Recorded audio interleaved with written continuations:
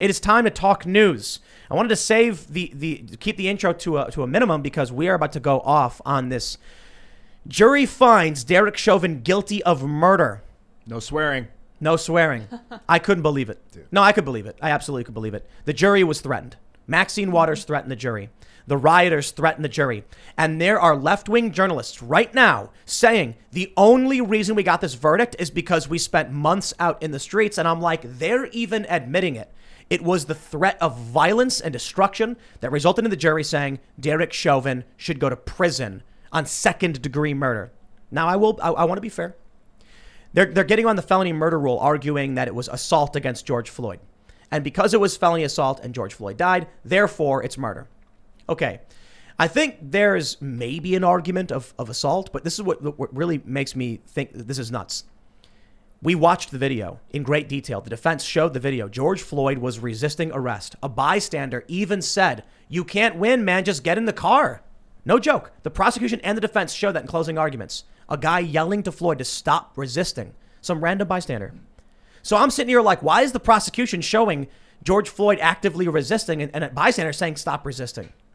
So you mean to tell me that a cop is trying to arrest somebody for a counterfeit, for potential under the influence, and now a resisting arrest, and it's assault if the guy says, hold me on the ground, hold me on the ground, hold me on the ground, like George Floyd did, and then Chauvin holds him on the ground, and they say, that's felony assault. Oh, and he died? Murder. Now he's going to go to prison. So I'll tell you this. I'm not a big fan. I'm not interested in defending the state or police institutions as a whole. My interest is in the individual Derek Chauvin and his rights. And I'm not happy that, about what happened to George Floyd, but I will tell you, if you got a problem with the state and the system and the policing, take it up with the state, the system, and the policing. But now, you know what happened? The state literally won. It was the state of Minnesota versus Derek Chauvin. And the state won their case. Why? Because leftists, extremists, activists went out, burned down their city. Leftist journalists are the ones saying this. They're being on the ground and engaging in these activities resulted in this verdict. Maxine Waters making these threats. And so the jury sided with the state. Chauvin's one man. You got a problem with the actions of an individual officer that crossed the line? By all means, hold him accountable. But Chauvin is acting as per the rules of the police department. Arrest somebody if they commit a crime. If they resist arrest, here's the force you can use. I don't see how throwing one man under the bus is going to solve any of these problems. And I still think we're going to see riots, so nothing gets solved in the long run other than a bunch of weak and terrified jurors who just say, guilty because I'd rather not have my house burned down. I think I agree with Obama that it was not justice.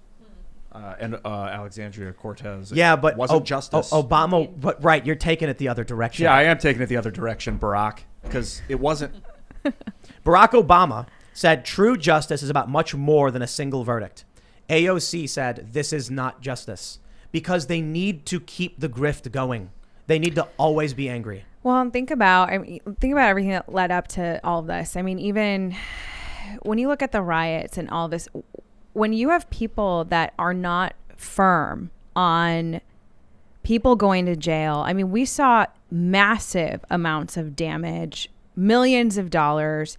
This was obviously incredibly politicized. And then to your point about Maxine Waters, when you have all of these kind of like tectonic plates almost building up this pressure and then ultimately have, the media on talking about this and being in favor of the way it should go, quote unquote. And then you have politicians speaking out. And then on top of that, all of this civil unrest that's kind of really creating this pressure. It really is concerning on who is choosing, is this going to happen a lot? I mean, when does the rioting and everything that led up to this, when does it end? The one they say, God closes the door, he opens a window. Mm-hmm. The one thing I can see is I think the Second Amendment's about to get a whole lot stronger. If these people are going to go out and riot, I really don't see why they would not. Because you have the Dante Wright incident as well. So they're not going to be satisfied with just this. I think it would have been way worse. But now I can only imagine more liberals are going to be like, need to buy a gun. So I guess there's that at least. And to your point, I tweeted this. Or I should say, I tweeted this, and it works to your point. I said, let this be a lesson to all police. You will be charged. You will be imprisoned. When I saw that story about Kim Potter is her name, I think, the cop in the Dante Wright thing. I'm like, why is anyone surprised this is happening to her? I think if you're a cop watching this happen to Chauvin and these other officers, and you choose to stay there, hey man, it's a free country. You do what you want to do. But there's only so much I can do to defend you when you know what the mob wants. You know the politicians are going to give it to them, and you know there will not be a fair trial. You expect to get past through this? I don't think so. Well, and we're seeing so much of all campaigning. I talk with a lot of law enforcement. We're in such a back the blue type of area where you have so many people either retiring from the police force and law enforcement. People, they have shortages now. People don't even want to join the force. And I think eventually, these things need to be done in an honest way. And that's just not it's just not happening right now. It's perfectly in line with what the left wanted. Right. Defund the police, abolish the police, and if that doesn't work, drive the police out with threats and intimidation and terror. The court of public opinion is making me nervous. It's really powerful. I knew it was powerful in 2006 when I saw YouTube videos and that you could get 50,000 people to call somebody at the same time on the same day. And then the next day do it again. Or order pizzas, you know, and it causes serious problems. Take all your money out of the bank at the same time on the same day. Just crash a bank on any given day. Any YouTuber could do that. And I know these are mutually exclusive, but also, why was it encouraged? You had encouragement on the BLM and the riots and the protesting from all these different angles as well. And I know it's a little different from the actual, verdict today, but these things are being encouraged. Yep. And that is a big problem. At what point are your elected officials going to stand up and say, no? It's not going to happen until regular people say something, and they won't because they're scared. So, we Ian and I got an argument about this the other day where I was like, if the people of Minneapolis, the Twin Cities and Minnesota will not personally stand up and say, I support the police and this is wrong, then the police have no support. Now you can whisper it to your friends, ain't enough. These people don't want to put Blue Lives Matter flags up. They want to put American flags up because they know they'll get targeted. Okay, then the squeaky wheel gets the grease. The reason why it's being encouraged, major corporations know there's no opposition. If they come out and Ben & Jerry's ice cream company yelling at me about racist cops. Like, I don't care, dude. You guys make cookie ice cream. I don't need to hear from you about the police department. It's fine, I guess. I don't care. Market how you want to market. I just think it's absurd that someone's like, I'm going to start an ice cream company, and my marketing pitch is you're a racist and evil. Buy my ice cream. But the reason they do that is because there's zero opposition. So what's the downside? If they come out and they say, go riot and go in the streets, no conservative will do anything. They might complain about it. We did have the conservatives burning all their Nike gear when Colin Kaepernick took a knee. But for the most part, they don't. So conservatives are staying home, minding their own business, not organizing. And the major corporations, the big tech companies, and the politicians know their only threat is from the left. So they give the left whatever they want. Normally, if you were to tell people to go riot, which is a crime, I don't know, rioting is a crime. Well, the word riot, that's not necessarily a crime, right? You have to massage the truth, Ian. Yes. Say, get more confrontational. Yes, walk faster. When people are burning down buildings, tell them to do more, be more active. Like, it's supposed to be illegal to incite violence, but to have Maxine Waters telling people if we don't get a murder one charge, which he wasn't even charged with, or a conviction for murder one, which he wasn't charged with, that we should, what was her quote? Do you guys know offhand? That we should push harder, that we should get more active and get more confrontational. Get more confrontational. She's talking to rioters. They're still out there right now. So that they're right now as they're marching around. I don't know exactly if it'll escalate or what the deal is. I gotta tell you, man. I wasn't really expecting a verdict this fast. My video today was like, oh, they're preparing. Who knows when the verdict will be? And over at Timcast.com, and then I get a text and it's like the verdict is coming in an hour, and I'm like, what? It's been a day. It's not even. I think it was 10 hours of deliberations. Yeah, it was so short. So when I heard that it was that fast, I was like, it's either going to be guilty on all counts or not guilty on all counts. It is too soon for a hung jury. There's no way the jurors went in and they were like, half of us are for guilty and half are for not guilty, and we'll never change our minds. Okay, let's go home, hung jury. Too soon. So I was kind of like, maybe it'll be not guilty because they're bringing in the National Guard to downtown Minneapolis right now. Why would they be moving the National Guard in? I'm like, so it must be not guilty.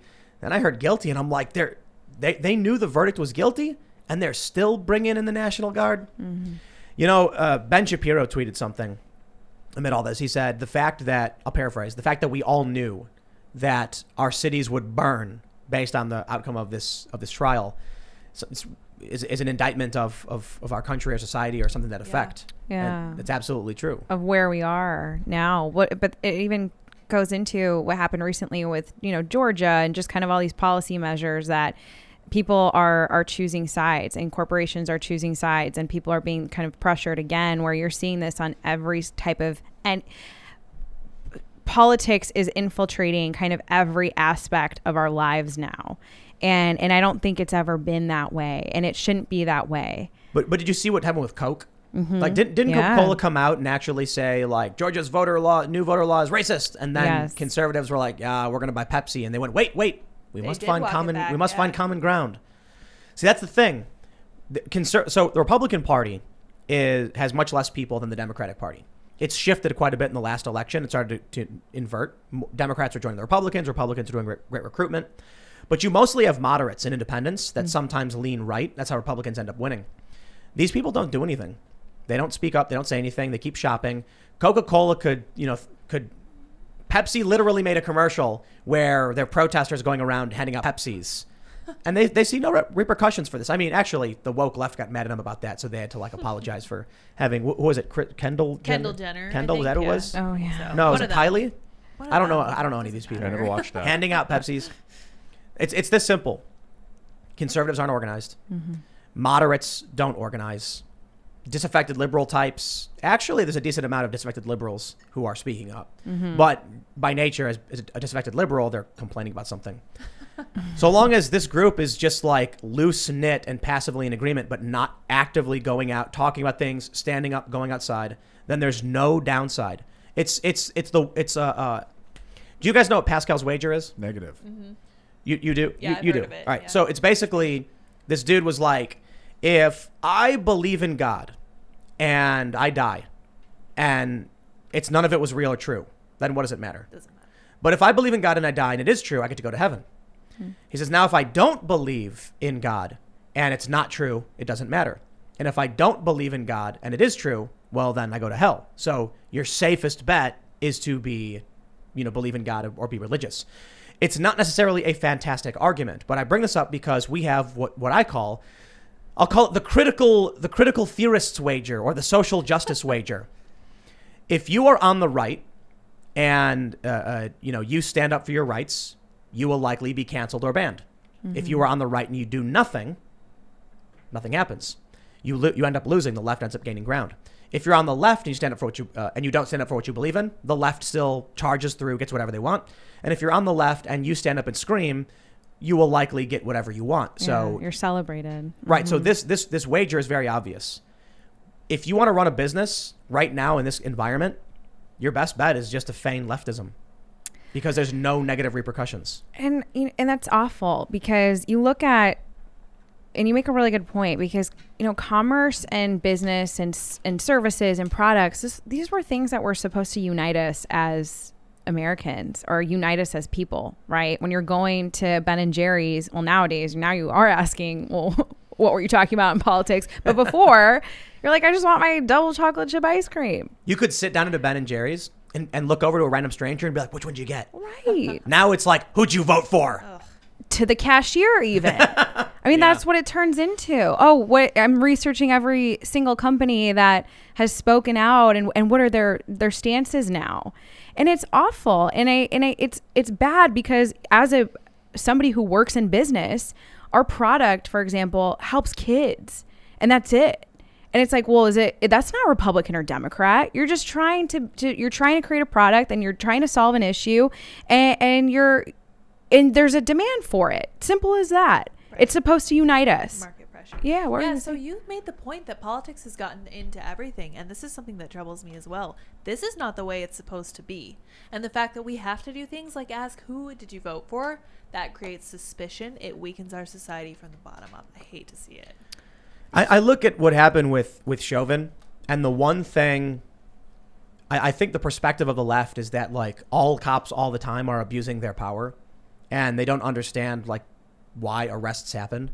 And they keep saying things like, if Derek Chauvin didn't put his knee on George Floyd's neck, then Floyd would be alive today. The prosecution, this is actually debunked very early on. Two things. The 8 minutes, 46 seconds was debunked. It's actually longer. It was 9 minutes and 29 seconds, I think it was. But the other thing that was debunked was that the knee was on Floyd's neck the whole time. It wasn't. In the video, you can actually see in some periods, the knee moved off the neck. But the left, they want to believe in these tribalist. I honestly don't know why. They don't investigate. They don't read the stuff. They just assume whatever the media says is true. I see them parroted on social media. And then what you get is blind rage in support of the tribe, the leftist tribe, no matter what. I was talking to a friend of mine and she said, I don't even want to talk about what we were talking about, but she was like, I'm just going to accept it at face value. And I was like, yeah, you're just going to believe the first thing they tell you, the government. And she was like, I just don't have the energy to investigate. And that was it. I'll put it this way. They say that George Floyd would still be alive if Chauvin didn't put his knee on his back. George Floyd would still be alive if he didn't resist arrest. Or do drugs. Maybe. Yeah, or take a bunch of fentanyl, maybe. Maybe you would have killed a kid and got behind the wheel of a car and drove into some family walking across the street. Yeah. He was doing drugs in the car. And the defense made an interesting point that we don't know how much fentanyl he took. The norfentanyl in his system was the metabolite of the fentanyl he had already taken. So that means he had taken some a long time before this incident occurred. So, look, I'm not happy about what happened. I don't like the idea that a cop is trying to arrest somebody and they die. The cops shouldn't be killing people, and there should be a level of scrutiny. The issue, I suppose, is this will not reform the police department. It won't. I guess what the left is going for is if you can't beat them, burn them to the ground. If they can't get the police department abolished, then they're going to try and force every cop out. And right now, I got to say, the smartest position for the police is probably just to leave. What is this? Are they like, okay, this is high conspiracy, but is this like a corporate takeover? Like, do they want private police? The squad. You see that breaking story? You see that? The squad members buying all the private security? Oh, of course. Yeah. This is like turning into a third world country. My mom came from Guatemala, and they have the private police force now overtakes the public police force because you don't really know, whose side the cops are on. It's not meaning to laugh, but it's just you get to this point where you're seeing elements of that here in, the greatest country in the world. And this is what separates us from these third world countries. I'd be willing to bet a bunch of our libertarian and anarchist friends who've been on the show are going to be cheering for the idea that the police will crumble from this because they genuinely believe private policing is better. I'm not one of those people. I'm fairly libertarian, little L, not big L, leaning slightly to the left. And I think the reason the police department works is that they're neutral arbiters. Right. They're not perfect. The individuals can be racist. The individuals can be bigoted. We want to deal with that. We don't want those things. Lawsuits exist as well. And there's a challenge with poverty. When somebody who's poor gets pulled over and they can't afford to pay a ticket, then they go to jail. It creates a cycle. It's problematic. But when you have two people fighting and a cop walks up, he's not there to be on anyone's side. He's like, "This is the law. This is what you did. Go away, or you're under arrest." Right. Well, in AOC and the squad, they all talk about equality and, no classism and all this. Well, that's exactly what they're trying to do when you talk about private police forces. Who is able to afford a private police force? Obviously, people who are wealthy and have money. But then yet your policies and what you talk about all the time is about equality and no classes and all. I mean, it's complete hypocrisy to a T. This is what will happen. They will defund the police. They will use the Chauvin case as an example, and they're going to march and they're going to say, see? And then once the police are defunded, the rich people who don't care are going to hire, G4S or Securitas or something, and they're going to have a couple guys in suits with glasses outside their house, and they're not going to worry about anything. We talked about this last year during the riots. Private security would actually punch a cop on your behalf. If you get a legit private security company, these guys are getting paid, low to mid six figures, depending on who the client is. Right. These guys, they're wearing suits, they got sunglasses, earpieces, legit security for high profile individuals. If a cop tried arresting, these security guards would shove a cop to the ground. They would absolutely assault an officer because they don't respect some guy getting $30K a year in New York City or $40K when they're getting $400K and they're working for a prince or a celebrity. They're like, nah, this guy's got billions of dollars. He'll bail me out. I don't got to worry about it. My company will take care of me. So when the police are defunded and they don't respond to the calls of the poor people anymore, who suffers? Well, it's going to be the black community. It's going to be the Latino community. Right. It's going to be the poor community in general. And the rich people are going to be sitting there in their infinity pools not caring. Well, they just found that I want to say something like 80% of people who were surveyed, these black people in these communities, want more police presence. Right. They don't want the police to go away. Well, it's the same thing with the Hispanic community. When you look at, voter demographics, I mean, I come from 40 miles outside of the city of Chicago, where you're seeing very high crime rates all the time. Nobody's talking about that crime, hush, hush, right? They talk about these kind of instances that happen every once in a while, but the same thing happened in the Hispanic community, which is why a lot of people started voting more conservative, because they come from countries where there is no law and order. They're leaving these places where they don't trust their law enforcement. We, again, have that public trust, and they're, people are chipping away at that. I love the idea of socialists and leftists condemning the state right now, when the state literally won its case. The state versus Derek Chauvin. The state is the winner. They're complaining about us. I see these tweets. They're like, it was an agent of the state who committed a murder, and it's good to see. They should not be allowed to do that. And I'm like, it's the state who also won, throwing the guy to the bus. Also, if you're a socialist and you want socialized everything, then shouldn't you be happy with a socialized law enforcement system? Thanks for checking out this clip from the Timcast IRL podcast. If you want to see the full show, come back to this channel, youtube.com/TimcastIRL, Monday through Friday at 8 p.m., where you can leave comments and super chat, and we actually will read your comments on the show. Don't forget to like, share, subscribe, and if you want exclusive members-only content, segments you can't get anywhere else, go to timcast.com, become a member, and we even have full bonus episodes. Thanks for hanging out, and we'll see you all next time.